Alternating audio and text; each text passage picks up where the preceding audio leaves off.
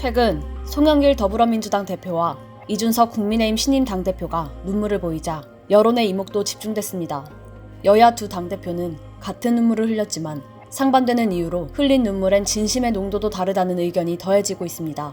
이준석 신임 당대표는 14일 첫 공식 일정으로 국립대전 현충원을 찾아 천안함 희생장병 유가족들을 위로하는 행보를 보였는데요. 이날 이준석 당대표는 지금까지 보수에서 보훈 문제나 사건 사고 처리에 적극적이지 못했던 점을 반성하면서 개선 의지를 담아 대전 현충원부터 방문한다고 첫 공식 일정 행보를 밝혔습니다.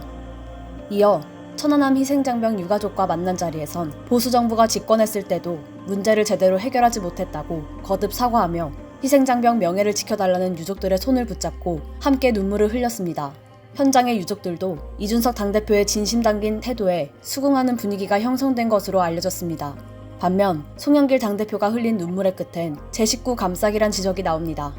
송영길 당대표는 지난 2일 오전 국회에서 진행된 국민소통 민심경청 프로젝트 대국민 보고행사에서 조국 사태와 관련해 조국 전 법무부 장관도 수차례 공개적으로 사과했듯이 우리 스스로도 돌이켜보며 반성해야 할 문제라고 사과했는데요. 그러면서도 딱히 법률에 저촉되지 않는다며 논란의 회고로 조국의 시간을 반론요지서쯤으로 이해한다고 덧붙였습니다. 또한 국민권익위원회 조사 결과 민주당 부동산 투기 의혹과 관련된 12명 의원에 대해 출당 조치를 내리며 눈물을 흘렸는데요.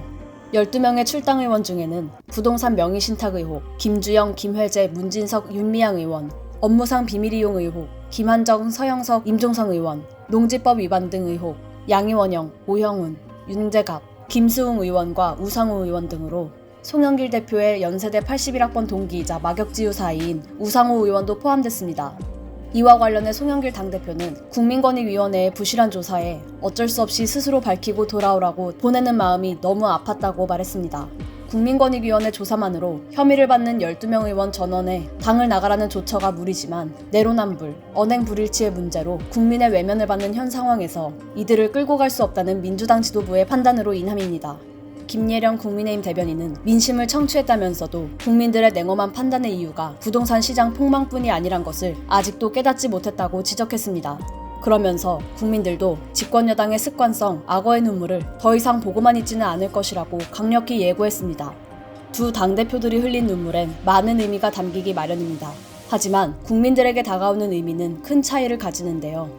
마격지우의 부동산 투기와 조국 사태의 변명을 더하려는 눈물, 나라를 위해 희생한 군인들을 추모하고 돌보지 못한 과거를 반성하며 대한민국의 안보와 보훈을 위해 흘리는 눈물, 국민들이 손수건을 내밀 눈물은 피눈물이 젖어있는 눈물이 아닐까요?